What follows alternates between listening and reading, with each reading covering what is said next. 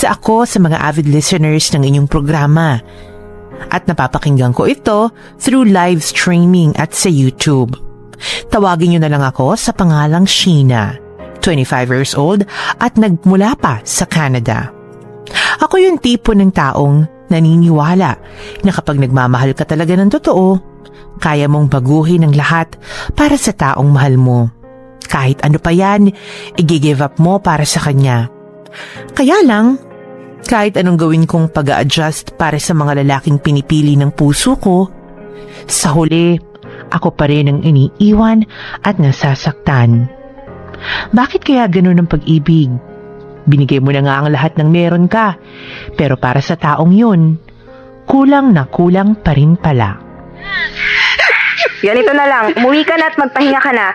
Bukas na bukas din, pupuntahan kita sa bahay mo, okay? Sige na. O siya, babay na. Uuwi na ako. Oh, good. Mag-ingat ka, bye. Bye. Makikita ng lalaking yun kung ano talagang sinayang niya. Makauwi na nga. Ayun, may taxi. Excuse me, ako yung nauna dito Miss, sorry. Ako kasing pumara niyan eh. Ako yung unang pumara. Tignan mo nga sa pwesto ko siya huminto. Hindi, bawal kasi huminto doon. Eh bakit kasi dun ka pumara? Sabagay. Sige, ganito na lang. Mag-share na lang tayo kasi mahirap talagang sakayan dito eh. Saan ka ba? Sa may Paranaque, Doña Soledad Extension. Parehas lang pala tayo eh. Sabay na tayo. O sige, Good, ladies first. thank you. Manong, sa Paranaque, Doña Soledad Extension ho. Sige po, sir. Nakakainis naman Sa dinami-dami ng kanta, yan pa. Manong, pakipalitan nga ako ng stasyon. Naku po, ma'am. May isang stasyon lang po ang kaya ng radyo ko eh. Pasensya na kayo, ha? Nice. Okay ka lang? Kita mong umiiyak ako eh. Nagtatanong ka pa kung okay ako. Ikaw, okay ka lang? Sorry. Hindi ko yung dapat mag-sorry sa akin. Dapat siya. Siya yung walang kwenta, manloloko. Ano bang gusto ng mga lalaki, ha?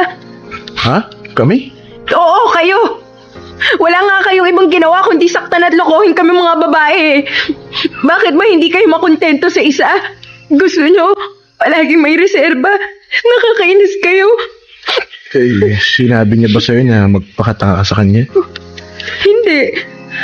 Pero syempre gano'n naman talaga kapag nagmahal ka eh. Hindi mo maiiwasang magpakatanga. May iwasan mo yun kung hindi ng puro puso yung pinapairal mo. Kailangan kasi nag-iisip ka rin kung ano yung tama. Kung kailan ka titigil. Alam mo lahat ng sobrang hindi maganda. Saka mo idama yung lahat dahil nagkamali ang isa. Ilang beses na kasi kung niloko ng ex ko eh. Pang-apat na to. Ba't hindi mo i-assess yung sarili mo kung bakit pa ulit-ulit na lang yung nangyayari sa'yo? At huwag ka na umiyak, hindi bagay sa'yo. Asensya ka na ha. Masama lang talaga yung loob ko ngayon. Manong, dyan na lang po sa tabi. Uy, hindi pa to parang niya kaya. Gusto ko kumain ng cake eh. Eto na po yung bayad. Oh, bakit ka bumaba? Kailangan naman pabayaan kita. Pakiramdam ko kasi sa estado mo ngayon, madali ka maloloko eh.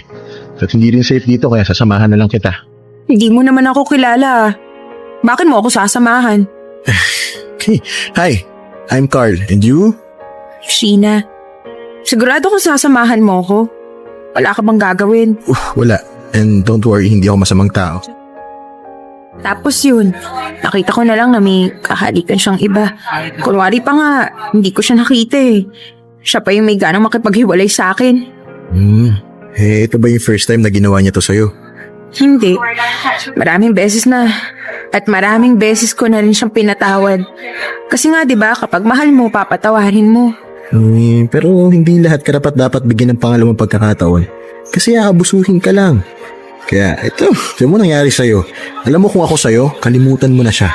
Total naman break na kayo eh. Meaning, hindi ka na parte ng buhay niya. Nakaraan ka na lang. Nakakainis ka naman eh. Naiiyak na naman tuloy ako. Normal lang yan. Bago pa lang eh. Pero, di rin magtatagal. Matututunan mo rin siya kalimutan. As long as tutulungan mo yung sarili mo, tatanggapin mo yung katotohanan na wala na talaga kayo. Ang hirap naman nun. Kailan ba naging madali ang mag-move on? Mahirap talaga yan, pero kung gusto mo talaga makalimot, kakayanin mo. Huwag ka na umiyak. Nag-aaksaya ka lang ng luha mo. Thank you, Carl, ha. At least ngayon, medyo gumaan-gaan na yung pakiramdam ko.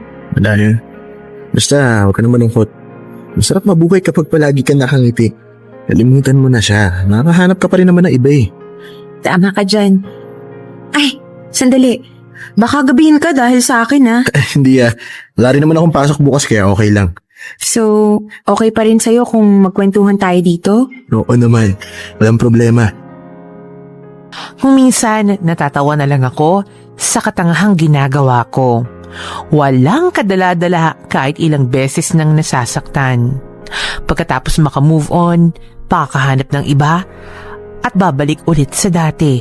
Pagmamahal ng sobra at masasaktan din naman sa huli. Pero ano bang magagawa ko? Kung pwede lang kontrolin ng puso para magmahal, matagal ko nang ginawa. Nagbagong lahat nang makilala ko si Carl. Pagkatapos kasi ng pag-uusap namin yun, nasundan pa ito ng ilang pagkikita. Mabait, gentleman at gwapong lalaki si Carl, kaya hindi ako nagdalawang isip na makipagkaibigan sa kanya. Siya kasi ang nagmistulang love doctor ko nung nasa stage ako ng moving on. Kaagad naman kaming nagkasundo sa lahat ng bagay. At yun na rin ang dahilan, kaya mas lalo kaming nagkalapit sa isa't isa. Tinulungan niya akong makalimot at maging masaya ulit. Pero kasabay ng pagiging malapit naming yun, may iba akong naramdaman para sa kanya. Parang hindi na kaibigan. Parang siya naman yata ang panibagong mamahalin ng puso ko.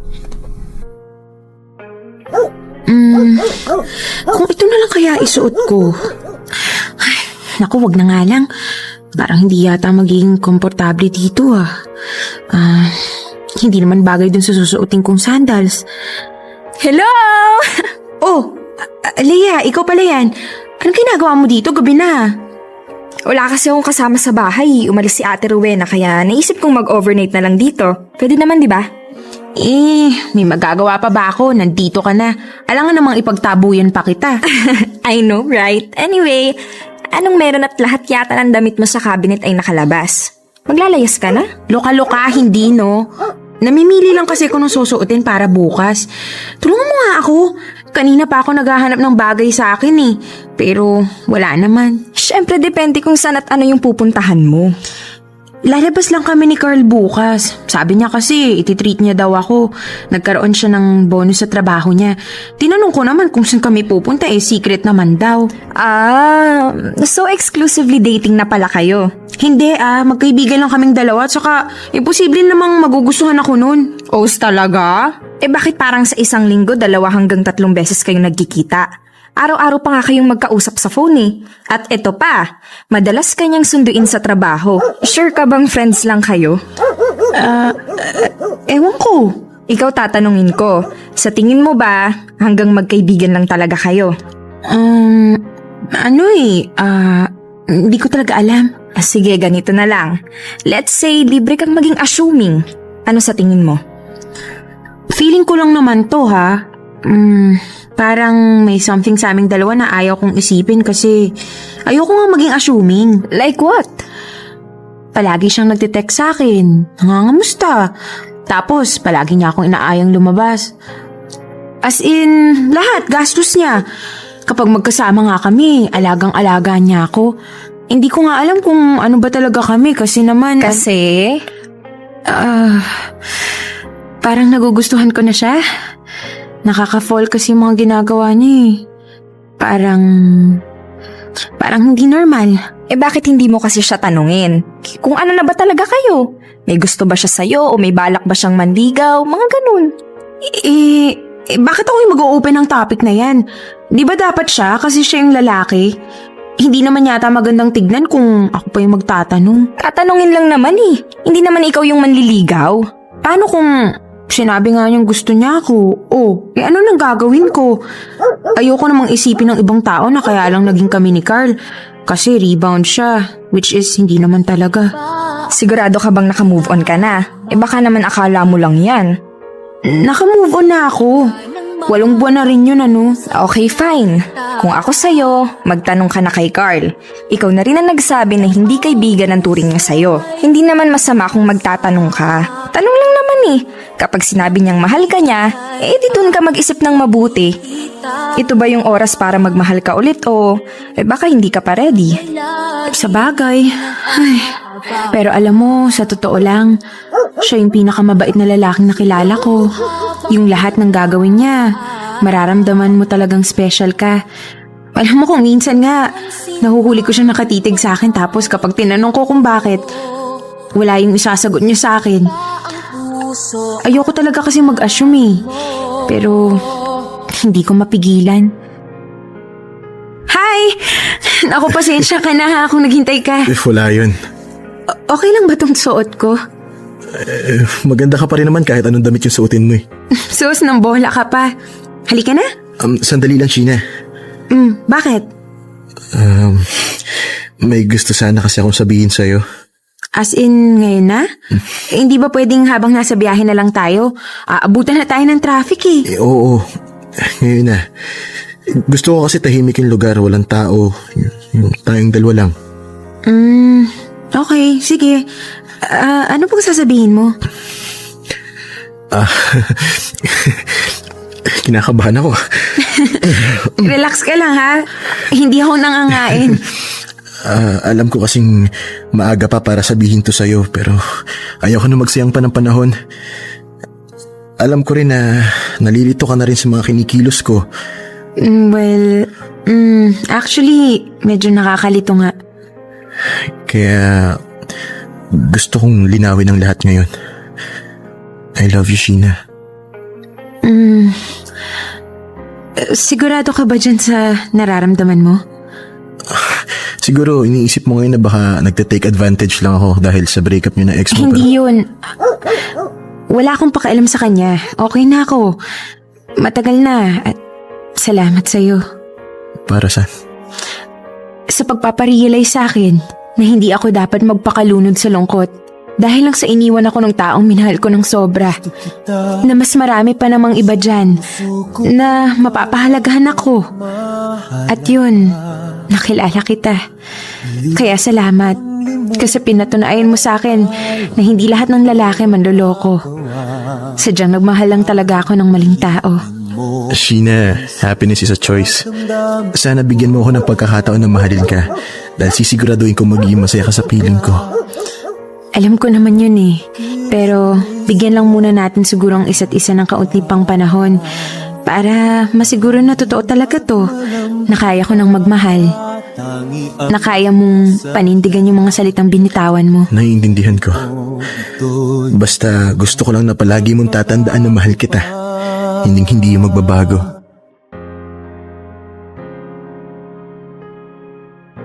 Hindi ko alam kung yun na ba ang tamang panahon para magmahal ako ulit. Hindi ko rin alam kung panibagong pag-ibig nga ba ito o panibagong rason para masaktan na naman ako. But above all, hindi na ako magpapaka-plastic dito dahil aaminin kong nagugustuhan ko rin naman si Carl. Lumipas ang 1 taon, nagpatuloy si Carl sa panliligaw sa akin. And I must say, siya ang pinaka-sweet at galanting manliligaw ko. Kung saan-saan niya ako dinadala, kung ano-ano ang mga binibigay sa akin. At higit sa lahat, sa bawat araw na magkasama kami, nararamdaman ko ang pagmamahal niya. Pagmamahal na noon ko lang naranasan. Uy, kamusta na kayo ni Carl? Okay lang. Habang tumatagal, mas lalo pa namin nakikilala ang isa't isa. Good news yan. Oh, so paano naman siya manligaw? Ayun, sobrang sweet. Palagi may dalang flowers. Dinadala ako sa mga magagandang lugar. At kahit 5 months na siyang nanliligaw sa akin, alam mo, ni minsan, hindi niya ako tinanong kung kailan ko siya sasagutin. Ha? Bakit naman? Hindi ba siya naiinip? Actually, tinanong ko nga siya ng ganyan eh.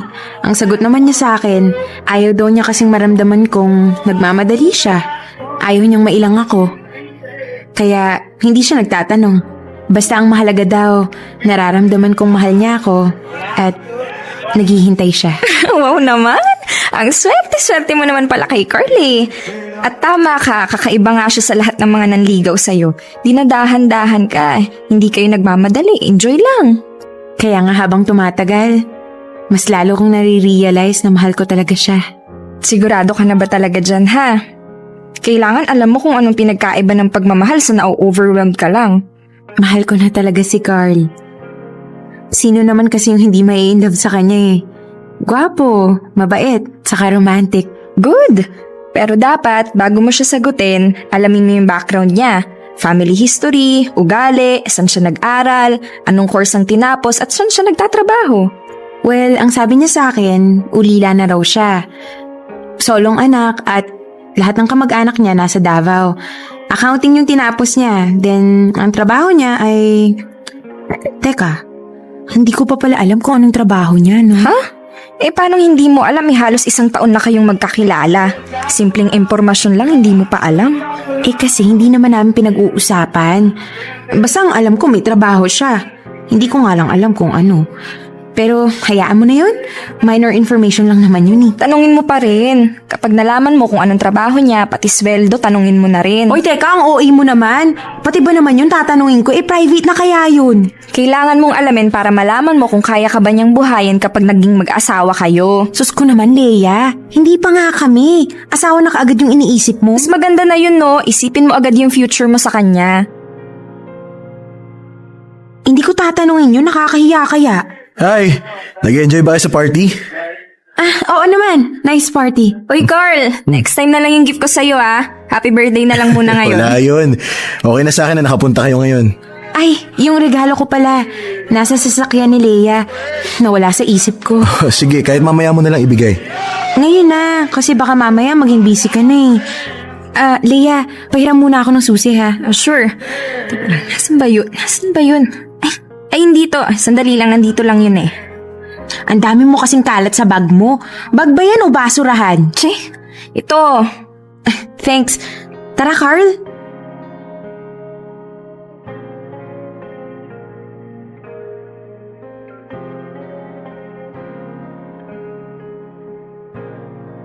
Oo. Bakit dalawa yung regalo mo sa akin? Trip ko eh. Oh, ito muna yung buksan mo. Go. Ano to? Dali na, buksan mo na. Surprise! Ang ganda naman ng bag na to. Magkano bili mo dito? Hindi ba pwede magpasalamat ka na lang? Thank you. Ingatan mo yan ah. Oo naman, bigay mo sa akin to eh. Thank you ulit. You're welcome. Oh, ito naman yung buksan mo. Ba, mukhang malaki regalo to ah. Malaki yung kahon eh. Niregaluhan mo ko ng isang box ng confetti? Syempre hindi. Subukan mo kayang hanapin dyan yung regalo ko. Dali na. Parang wala naman yata eh. Meron dyan. Kalkalin mo lang. Ito. May nakuha akong letter E. Okay. Oh, maghanap ka pa. Letter S. Tapos letter Y. Wala na ako makapay. Eh kasi yan lang naman talaga yung laman ng box. Buuin mo na. Ewan ko na lang kung di mo pa mag-gets yan. Y E S. Yes? Para saan? Yes, means sinasagot na kita kasi mahal na rin kita. At magmula sa araw na to, girlfriend mo na ako. Talaga? Uy, ano ba? Sinasagot na nga kita eh. Gusto mo ba bawiin ko? Pwede naman. Wag. Ito na nga yung pinakahihintay ko eh. Sigurado ka na ba sa desisyon mo? Ngayon lang ako naging sigurado sa desisyon ko. Salamat, Sheena. Ito na yung pinakamagandang regalong natanggap ko. Ipangako mo lang sa akin na ako lang yung babae sa buhay mo. At palagi mong mararamdaman kung gaano kita kamahal. Pangako. Ikaw lang. Hindi ko akalain na yung gabing inakala kong wala nang magmamahal sa akin, ay dun ko pala makikilala ang lalaking magbabago ng takbo ng buhay ko. Pero kahit papano, may takot pa rin akong nararamdaman dahil baka masaktan lang ako ulit. Until I realized, parte ng pagmamahal ang masaktan. Ika nga nila, no pain, no gain. Pero sa relasyon namin ni Carl, pinakita niya sa akin na iba siya sa mga lalaking minahal ko. Hinihiling ko nga na sana siya na talaga yung nakatadhana para sa akin. Na sana rin, hindi lang ito isang pagkakamali ulit sa buhay ko.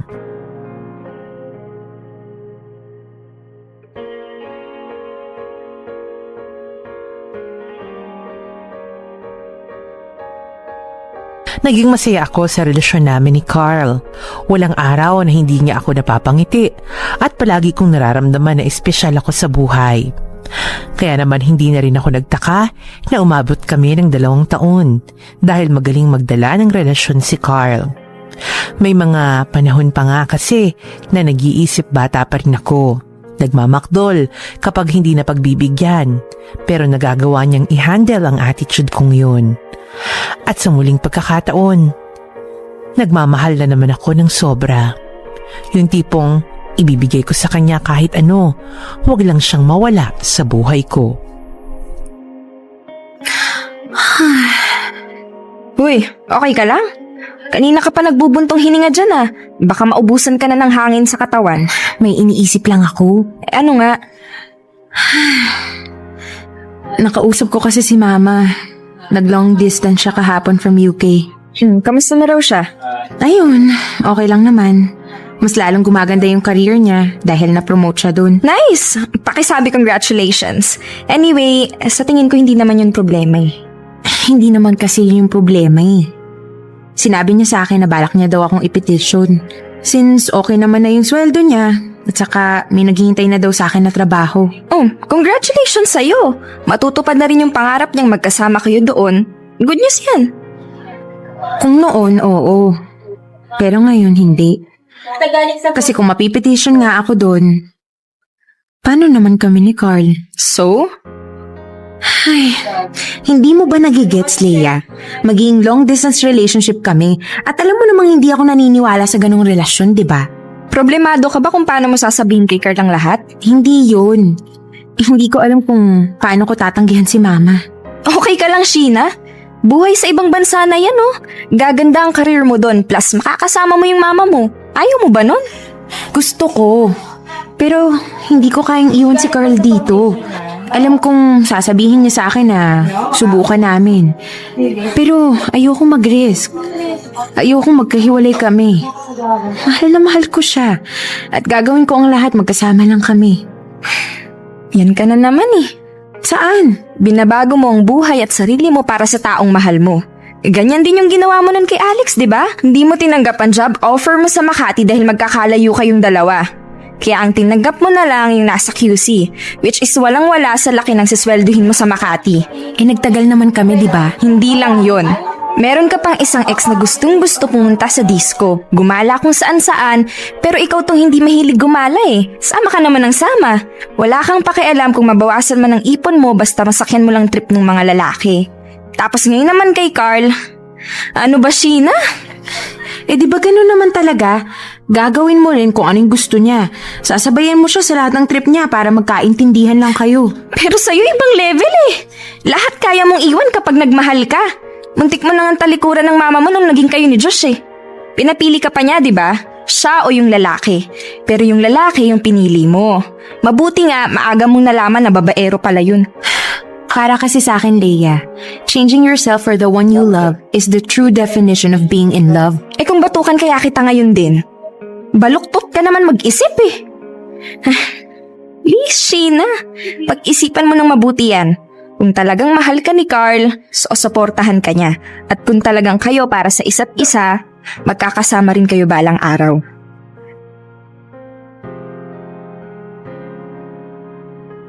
Ang tagal mo namang dumating. Halika, pasok. Salamat. May dala nga pala akong donut. Ito. Thanks, babe. Saan ka ba galing at ngayon ka lang dumating, ha? May inasikaso lang ako sa trabaho. Ay, teka, oo nga pala. Halos 2 taon na tayong dalawa pero hanggang ngayon, hindi mo pa rin sa akin tinuturo kung saan ka nagtatrabaho. Tsaka kung ano yung trabaho mo.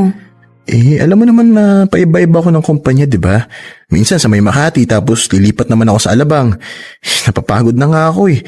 Kaya, yun, hindi ko na lang tinuturo sa'yo. Baka puntahan mo pa ako eh. Anong problema kung pupuntahan kita doon? Hindi, marami kasing maiinggit sa akin kasi may maganda raw akong girlfriend. At syempre, kasunod nun, mas dadami yung kaagaw ko.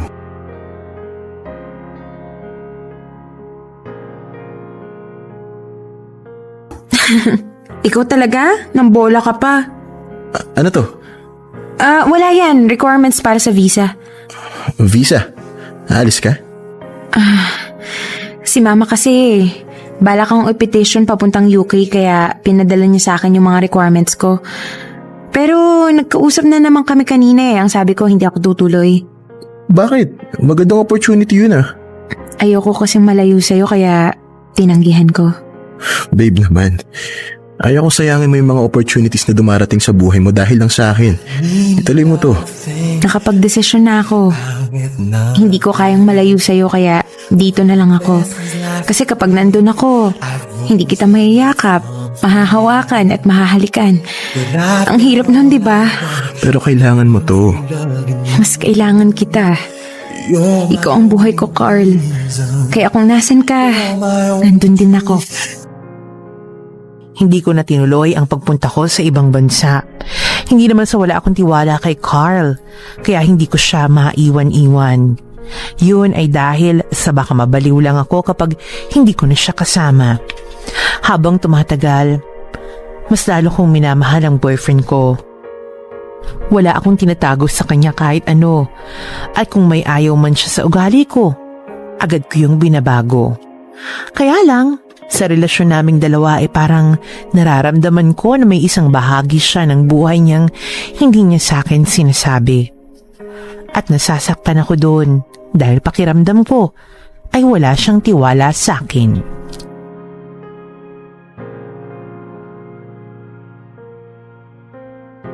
Loka-loka ka talagang babae ka. Umabsent ka para lang i-surprise si Carl sa trabaho? Oo, ano pong masama dun? Ewan ko sa'yo. O siya, good luck dyan sa surprise mo at sana hindi ka makaistorbo ng taong nagtatrabaho. Bye! Bye! Ay, ito na nga yung building. Sana ma-surprise siya. Good afternoon, ma'am. Good afternoon. Pwede ba kay Mr. Carl Esguerra? Saang department po siya? Sa accounting department. Pakisabi si Miss Sheena Reyes, yung girlfriend niya. Okay po, wait lang po. Sure, thank you. Ma'am Sheena? Yes? Ano, pababa na siya? Sure po ba kayo na dito siya nagtatrabaho? Oo naman, bakit? Tumawag po kasi ako sa accounting department pero ang sabi nila, wala raw po Mr. Carlos Guerra doon. Sinubukan ko na rin po tumawag sa ibang department pero wala po talaga eh. Ha? Paano mangyayari yun eh? Ito yung tinuro niyang company. I'm sorry, ma'am. Sige. Salamat. Nasaan kaya yun? Natawagan nga.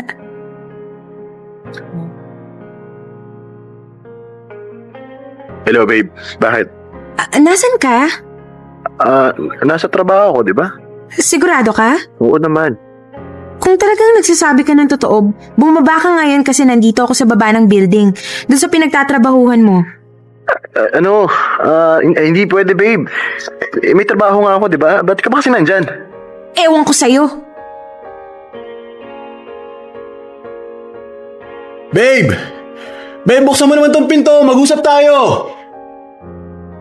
Ano na naman kasi nungalingan ang sasabihin mo sa akin? Pakinggan mo naman ako. Magpapaliwanag ako. Mukha akong tanga doon? Alam mo ba yun, ha? Ano ba kasing meron, Carl? Bakit hindi mo magawang magsabi sa akin ng totoo? Huwag mo naman sana tong gawing big deal. Huwag gawing big deal? Yun na nga yung problema eh. Simpleng bagay lang, hindi mo pa kaya magsabi ng totoo. Palagi kong nararamdaman na may isang bahagi ng buhay mo na ayaw mong ipakita sa akin. Babe, please. Huminahon ka. Alam mo ba yung pakiramdam na boyfriend nga kita, pero parang hindi kita kilala? Dahil dyan sa mga paglilihim mo. Ano akala mo ha? Hindi ko ba napapansin yon? Ayaw kong magsabi sa'yo dahil ayaw kong may magbago sa atin. Baka hindi mo ako maintindihan eh. Paano nga kita maiintindihan kung wala ka namang sinasabi sa akin? Mahal kita, Carl. Alam mo yan. Kahit maging sino ka pa, kung ano pa yung ginagawa mo, kaya kong tanggapin yan. Paano kung sabihin ko sa'yo hindi talaga ako nakapagtapos ng accounting? Na hindi talaga ako nagtatrabaho sa anumang kumpanya dito? Ano? Paano kung malaman mo na ang trabaho ko talaga ay nagbibigay alaw sa mga baklang nagpapabuking sa akin? Nakatawan ko ang pinangpupuhunan ko para lang magkapera. Sige nga, Sheena. Ngayon tatanungin kita. Tatanggapin mo pa rin ba ako, ha?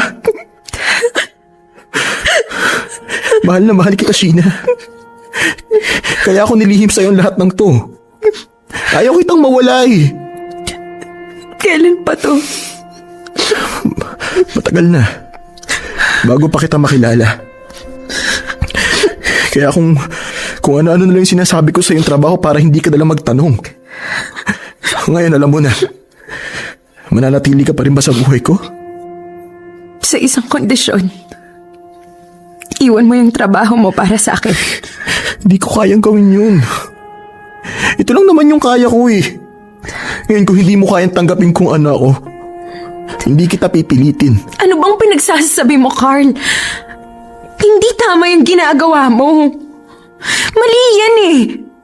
Makinig ka sa akin, akong sundin mo. Iwanan mo yung trabaho mo kung talagang mahal mo ko. Kung ikaw, kaya mong baguhin ang buhay mo para sa akin, pues wag mong asahan na kaya ko rin gawin yun para sa'yo.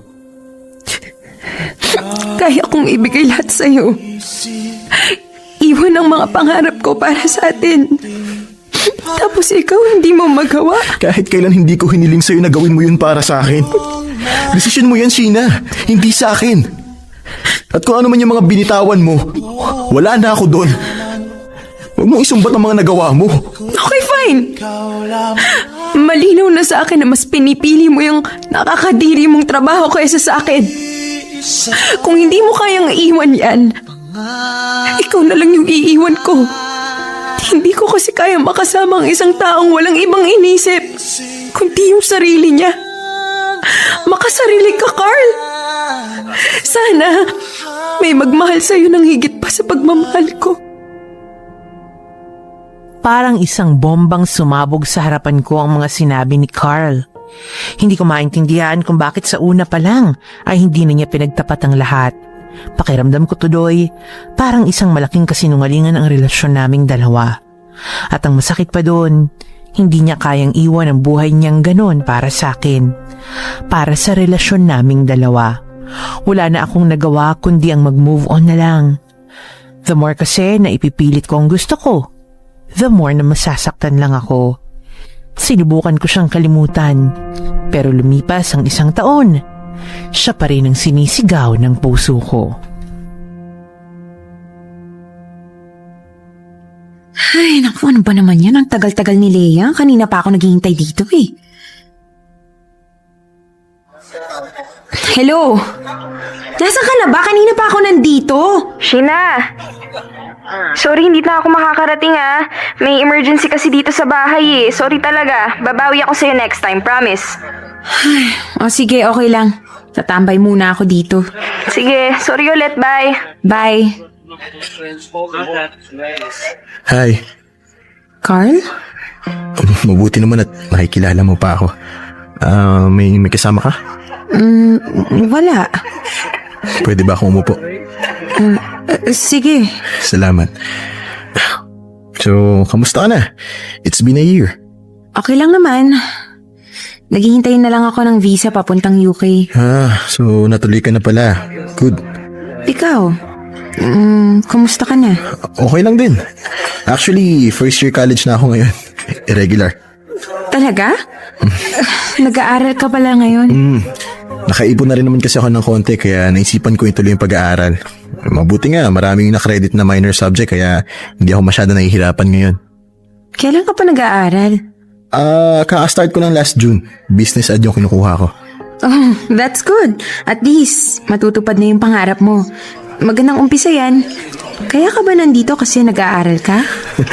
Oo, may internet kasi, nakiki-internet. Ikaw, anong ginagawa mo dito? May hinihintay kasi ko kaso hindi na siya makakarating kaya wala tuloy akong maisip na gawin. Boyfriend mo? Hindi. Si Leia. Wala pa akong boyfriend. So, kailan alis mo? Hindi ko pa alam eh. Next week ko pa malalaman kung nakapasa ako. Pero kung oo, within 3 months, pwede na akong umalis. So, pwede ko bang gamitin yung 3 buwan para bumawi sa lahat ng kasalanan ko sa'yo noon? Kalimutan na natin yun. 1 taon na rin naman ang dumaan eh. Wala na yun sa akin, saka may maganda rin namang nagawa sa atin yung paghihiwalay natin eh. Naging mas maayos yung mga buhay natin. At nagpapasalamat ako sa'yo. Kasi kung hindi ka nakipag-break sa akin, hindi ko marirealize yung mali ko. Alam mo, sa totoo lang, alam ko naman talaga eh. Kaso wala lang talaga ako ibang choice nun. Kailangan ko ng kumita na mabilis. Kailangan ko makapag-ipon. Pero na-realize mo rin naman na may iba ka pang kayang gawin, di ba? Oo naman. Kaya salamat sa'yo. Saka natutunan ko rin na hindi masama kung may babaguhin ka sa sarili mo para mahalin ka ng taong mahal mo. Nasaktan kita noon dahil pinaramdam ko na wala kang halaga sa buhay ko. Pero maniwala ka sa akin, Sheena. Mahal na mahal kita. Past is past. Wala na tayong magagawa para baguhin pa yung nakaraan. Ang kaya lang natin gawin ngayon, yung harapin yung kasalukuyan. Ang mahalaga naman, may mga natutunan tayo sa mga pagkakamali natin nun eh. Sheena, gusto ko sanang bumawi sa'yo. Para saan? Dahil aaminin ko na hanggang ngayon, ikaw pa rin yung mahal ko. Ikaw pa rin yung babaeng pinapangarap kong makasama. Tinalikuran ko ang mundo ko para sa'yo. Para magawa mo akong tanggapin. Inayos ko yung buhay ko dahil ayaw kong humarap sa'yo na hindi pa ako maayos. At ngayong nagagawa ko ng bumangon ulit, gusto ko sanang samahan mo ulit ako sa mga araw na harapin ko sa buhay ko. Sigurado ka ba dyan, ha? Siguradong sigurado ako. Pero hindi kita mamadaliin. Hahayaan kitang mag-isip basta ako papatunayan ko lang sa'yo na totoo pa rin itong nararamdaman ko. Nagagawin ko ang lahat. Maging karapat-dapat lang ako sa'yo. Ay, ang plastic ko naman kung sasabihin kong hindi na kita mahal, di ba? Masyadong malalim yung pagmamahal ko sa'yo para basta-basta ko na lang kalimutan ang lahat. Magsimula tayo ulit, Sheena. Pero, paano yan? Baka umalis na ako papuntang ibang bansa. Maghihintay ako. Hindi hadlang ang distansya para hindi ko paramdam sa'yo kung gaano kita kamahal. Kasi ngayon, handa ako nang ipaglaban ng pagmamahal ko. Sige, Carl. Pumapayag ako. Magsimula ulit tayong dalawa. Natuloy man ako sa Canada pero hindi yun naging hadlang para matigil rin ang ugnayan namin ni Carl. Kahit magkalayo kami, inanligaw pa rin siya. Palagi nga niyang sinasabi sa akin na kapag gusto mo talaga, gagawa ka ng maraming paraan para makuha lang yun.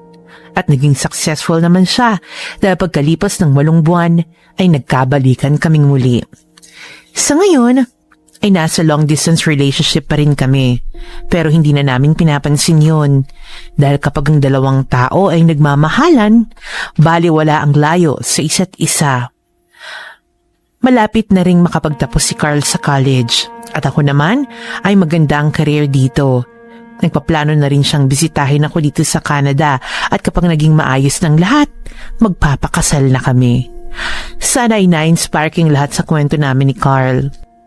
Yours truly, Sheena.